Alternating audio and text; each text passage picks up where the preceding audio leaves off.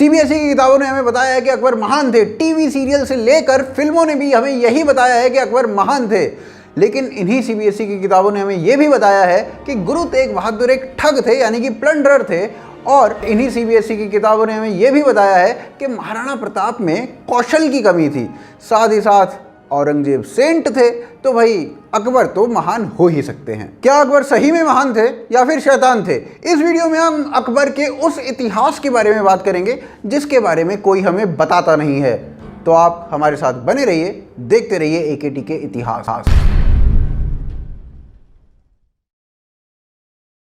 अकबर महान थे, ये बात हमें सभी लोग बोलते रहते हैं, किताबों से लेके, फिल्मों से लेके, टीवी से लेके, सब कोई यही बात बोलता है। लेकिन जो अकबर खुद अपने बारे में बोलते थे, ये लोग वही बात नहीं बोलते हैं। अकबर के दरबारियों ने एक किताब लिखी जिसका नाम था फतनामा चित्तौड़।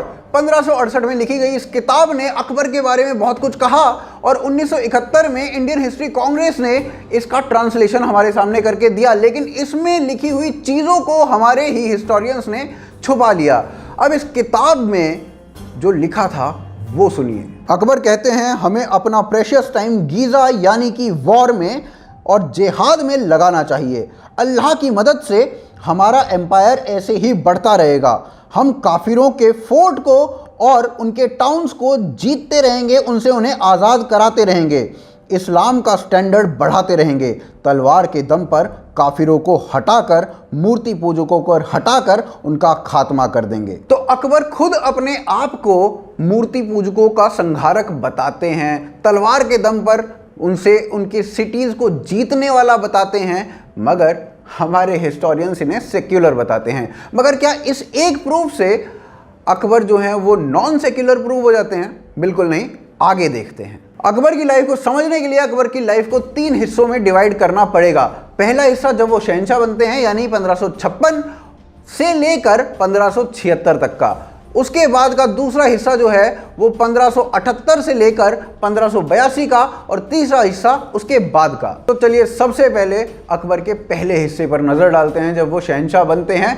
14 साल की उम्र में ये शहंशाह बन जाते हैं। अकबर एक अनपढ़ आदमी था, लेकिन उसको किताबों का बड़ा शौक था। तो वो अपने दरबारियों को कहता था कि भाई तुम मेरे लिए किताब पढ़ पढ़ के मुझे सुनाओ। ऐसे ही बड़े बड़े लोगों की किताब उसने पढ़ी और उनसे वो काफी इंस्पायर भी हुआ। इस बात को अभी आप ध्यान में रखना, इस बात को अंत में वीडियो के लिंक किया जाएगा।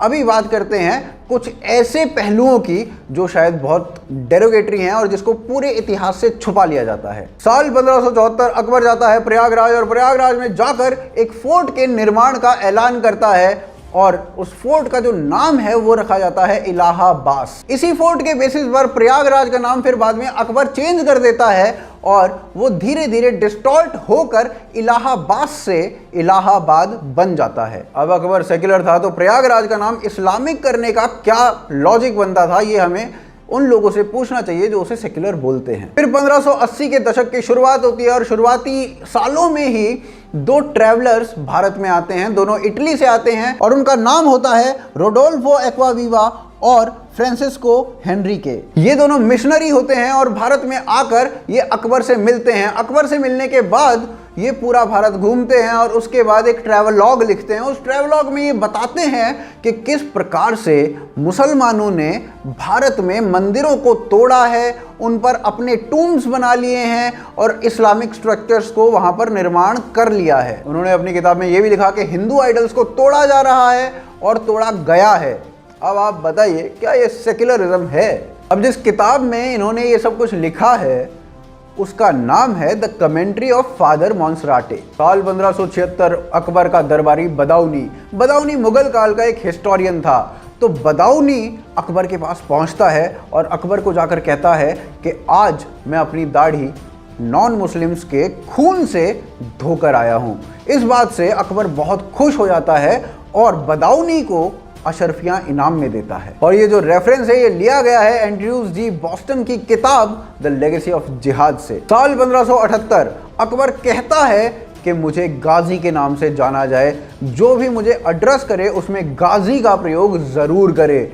अब हम आपकी इंफॉर्मेशन के लिए बता दें कि गाजी वो होता है जो जिहाद करता है, गाजी वो होता है जो इस्लामिक लड़ाई लड़ता है और नॉन मुस्लिम्स का कत्ल करता है। अकबर ने जब चित्तौड़ जीता तो उसके बाद 30,000 हिंदुओं को मैसेकर कर दिया। वो सोल्जर्स नहीं थे, वो केवल किले में थे और उनको मार दिया गया। और ये जो इंफॉर्मेशन है ये अकबर के दरबारी खुद देते हैं। जेम्स टोड की किताब के अनुसार अकबर जब हिंदुओं का मैसेकर करता था तो उसके बाद उनके जनेऊओं को तुलवाया जाता था और जनेऊ का जो भार होता था वो 200-200 किलो का हो जाता था। जेम्स टोड ब्रिटिश एरा के हिस्टोरियन थे। अबुल फजल जिसने अकबरनामा लिखी उसने ये भी लिखा कि अकबर ने 40,000 हिंदुओं का मैसेकर कराया एक लड़ाई जीतने के बाद। The battle of Nagarkot. Akbar की सेना हिमाचल प्रदेश जाती है और वहां पर एक मंदिर पर चढ़ाई कर देती है। नागरकोट की जो सेना होती है वो अकबर की सेना को रोकने की कोशिश करती है। सेना नागरकोट वाली हार जाती है।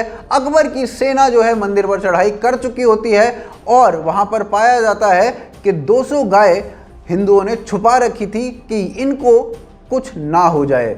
लेकिन जैसे ही अकबर की सेना मंदिर में जाती है उसके बाद गौकशी कर देती है और अपने जूतों को उनके खून से सान कर पूरे मंदिर के ऊपर निशान बनाए जाते हैं। इसका जो रेफरेंस है वो द हिस्ट्री ऑफ इंडिया के वॉल्यूम 5 से आप ले सकते हैं। फिर चाहे जंग जीतकर लोगों के मैसेकर का काम हो, अकबर ने किया है। जंग जीतकर औरतों को हैरम में भेजने का काम हो, अकबर ने किया है। लोगों को स्लेव बनाने का काम अकबर ने किया है। एट्रॉसिटीज अकबर ने की हैं। तो आइए अकबर की लाइफ के दूसरे हिस्से को जानने की कोशिश करते हैं जिसका रेफरेंस आप हर जगह देखते हैं। अकबर को महान बताने वाले सभी लोग ये कहते हैं कि अकबर ने एक इबादत खाना बनाया और उस इबादत खाने में सभी धर्मों के लोग आते थे और हर एक रिलीजन के बारे में अच्छी अच्छी बातें बताते थे या फिर उनके ऊपर डिस्कशंस किया जाता था और अकबर उन्हें बहुत आराम से सुना करता था। मगर क्या ये बात पूर्णतः सत्य है? शायद नहीं। साल 1576 इबादत खाना बन जाता है और उसके बाद वहां पर डिस्कशंस होने शुरू हो जाते हैं। लेकिन डिस्कशंस के लिए केवल इस्लामिक स्कॉलर्स को ही बुलाया जाता है और किसी को नहीं बुलाया जाता और ऐसा पूरे 1 साल तक चलता है। साल 1577 में इबादत खाने को बंद कर दिया जाता है। फिर 1 साल तक इबादत खाना बंद रहता है और साल 1578 में इबादत खाने को दोबारा से चालू कराया जाता है और इस बार सभी धर्मों के लोगों को, सभी धर्मों के स्कॉलर्स को वहां पर बुलाया जाता है और डिस्कशंस कराए जाते हैं। लेकिन यहाँ पर एक चीज में बड़ा विरोधाभास दिखाई देता है और वो ये कि साल 1578 में अकबर अपने आप को गाजी डिक्लेयर कर देता है, वहीं दूसरी ओर सभी धर्मों के लोगों को बुलाकर ये कह रहा होता है कि चलो रिलीजन के ऊपर डिस्कस करते हैं। आगे क्या होने वाला था? कुछ बड़ा था। 1578 से 1582 तक लगातार वहां पर डिस्कशंस होते हैं और उसके बाद 1582 में अकबर डिक्लेयर करता है कि एक नया धर्म भारत में आ गया है जिसका नाम है दीन-ए इलाही और ये जो धर्म है ये सभी धर्मों को मिलाकर एक धर्म बनाया गया है और साल 1582 में ही इबादत खाने को भी बंद कर दिया जाता है। साल 1578 से 1582 के बीच में ही 1579 में अकबर जिजिया कर को हटा देता है। वो कर जिसमें केवल नॉन मुसलमानों से टैक्स लिया जाता है वो कर हटा दिया जाता है। तो एकदम हार्डकोर इस्लामिस्ट से ये जो सेक्युलर अप्रोच थी ये बेसिकली लोगों तक पहुंचने का एक जरिया था जिसके जरिए वो दीन-ए इलाही को लोगों तक पहुंचा सके और दीन-ए इलाही का जो सबसे बड़ा भगवान हो वो खुद अकबर हो जाए। जैसा कि हमने आपको वीडियो की शुरुआत में बताया था कि अपने दरबारियों से अकबर किताबें पढ़कर सुनता था और उन किताबों से, आइकॉन से अकबर काफ़ी इंस्पायर भी होता था। काफ़ी हिस्टोरियंस के हिसाब से ऐसा प्रतीत होता है कि अकबर इस्लाम का खलीफा बनना चाहता था, कैलिफेट बनना चाहता था, लेकिन उस वक्त ऑटोमन एम्पायर इतना बड़ा था कि उसका खलीफा बनने का कोई चांस नहीं था। तो इसी वजह से एक आइकॉन बनने के लिए, एक ऐसा आदमी बनने के लिए जिसको पूजा जाए, अकबर ने एक नया धर्म शुरू किया और उस धर्म के उतने ज़्यादा फॉलोअर्स हों तो उस फॉलोअर्स को बढ़ाने के लिए उसने सभी धर्मों को जोड़ने की कोशिश करी। नहीं तो एक कट्टर इस्लामिस्ट अचानक से 1578 में बाकी सारे धर्मों के लोगों को बुलाकर ये नहीं कहता कि आओ डिस्कशन करें और 1582 में बंद भी कर दे। अकबर को केवल 23 वर्षों का समय मिला, क्योंकि 1605 में अकबर की मृत्यु हो गई और केवल 23 वर्षों का समय उसे मिला भारत में दीन-ए इलाही फैलाने का। भारत में सैकड़ों वर्षों के दमन के बाद भी इस्लाम पूरी तरीके से नहीं फैल पाया, क्रिश्चियनिटी पूरी तरीके से नहीं फैल पाई, तो फिर 23 साल में दीन-ए इलाही क्या ही फैल पाता। अब अकबर महान था, शैतान था या क्या था, इसका फैसला आप खुद कर सकते हैं। ये सभी रेफरेंसेस हमने आपको बताए हैं। उम्मीद है वीडियो आपको पसंद आई होगी। आप इस वीडियो को ज़्यादा से ज़्यादा लोगों तक पहुंचाइए और अकबर की सेक्युलरिज्म के बारे में सबको बताइए। आप हमें सब्सक्राइब कीजिए, बेल आइकॉन को दबाइए, लाइक कीजिए, कमेंट करके बताइए वीडियो कैसी लगी और हमें आप सपोर्ट करिए patreon.com पर। लिंक्स डिस्क्रिप्शन में। आप देख रहे हैं आज की ताज़ा खबर इतिहास।